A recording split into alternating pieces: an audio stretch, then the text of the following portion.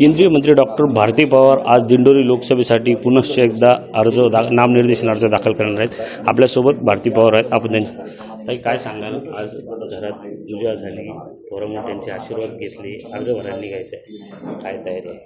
आपली संस्कृती, आपली परंपरा श्री गणेशाचं पूजन करून शुभ कार्याला आरंभ करतात। त्याप्रमाणे आज ही पूजा पण झाली आणि आज फॉर्म भरायला निघत असताना मातृशक्ती, माझ्या आई, माझ्या सासूबाई, माझ्या बहिणी मैत्रिणी यांनी औक्षण केलं, विजयी भवचा आशीर्वाद दिला। नक्कीच माझ्यासाठी हा आशीर्वाद खूप महत्त्वाचा आहे। आज जनतेचे आशीर्वाद घेऊन हा फॉर्म भरणार। मला असं वाटतं की हा फॉर्म भरत असताना एक प्रकारची शुभ सुरुवात आज झालेली आहे आणि या सगळ्यांचे आशीर्वाद घेऊन या लोकशाहीच्या उत्सवामध्ये आम्ही सहभागी होतो आणि परत एकदा संकल्प करतोय की नरेंद्र मोदीजींनी जे विकसित भारताचं पुढच्या 25 वर्षाची गॅरंटी घेतली आहे, गरीब कल्याणाची गॅरंटी घेतली आहे, आयुष्यमान भवची गॅरंटी घेतली आहे, घरकुलांची, योजनांची, जलजीवनची, पाण्याची व्यवस्था पोहोचवण्याची, मला असं वाटतं ही गॅरंटी, या गॅरंटीवर लोकांचा विश्वास आहे आणि आमचा विजय निश्चित आहे।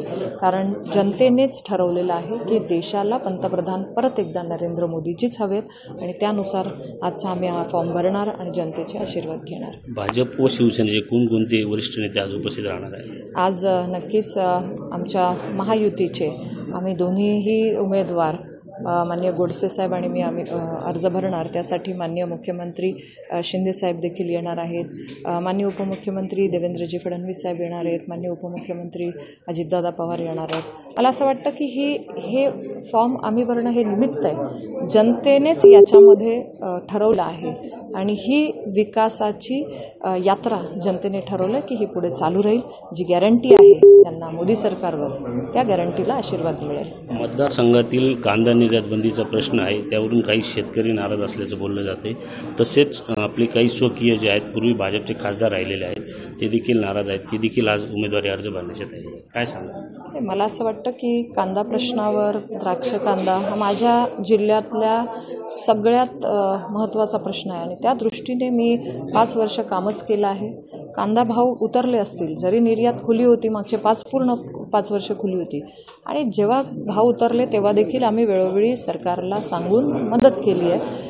मग राज्यातनं खरेदीचा अनुदानाचा विषय असेल, अनुदान देखील दिलं, आडत बंद केली, शेतकऱ्यांची जी 4% आडत मार्केटला यायची ती बंद केली, नाफेडसारख्या संस्थेमधून लाल कांदा पहिल्यांदा खरेदी केला, नाफेडसारख्या संस्थेमधून प्रचंड मोठ्या प्रमाणात FPOच्या माध्यमातून कांदा खरेदी केला। मला असं वाटतं हे जनता जाणून आहे, जनतेला हे शेतकऱ्यांना माहिती आहे की वेळोवेळी आम्ही आवाज उठवला आणि केंद्र सरकारने, राज्य सरकारने सकारात्मकतेने याच्यामध्ये मार्ग काढला आणि आता देखील निर्यात खुला करण्यासाठीचे आमचे प्रयत्न चालू आहेत, वरिष्ठांशी बोलतो आहेत, त्यामध्येही सकारात्मकताच येईल।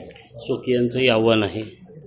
मला असं वाटतं की ही लोकशाही आहे आणि यामध्ये आम्ही सर्वजण एक प्रकारचा जनतेचा कौल घेत असतो, आशीर्वाद घेत असतो। मला असं वाटतं की यामध्ये वेळोवेळी त्यांच्याशी फोनवर बोलणंही झालं आहे आणि त्यांचे आशीर्वाद किंवा त्यांची एक प्रकारची आमच्याबद्दलची असणारी भावना यासाठी सुद्धा आम्ही चर्चा केलेली आहे। परंतु मला असं वाटतं की ते ज्येष्ठ नेते आहेत, त्याच्यामुळे मी त्यांचे आशीर्वादच घेईल। या होत्या केंद्रीय मंत्री डॉक्टर भारती पवार। आज नामनिर्देशन अर्ज दाखल करणार आहेत। भाजपचे वरिष्ठ नेते मुख्यमंत्री एकनाथ शिंदे हे देखील या ठिकाणी आज अर्ज भरण्यासाठी दाखल होणार आहेत।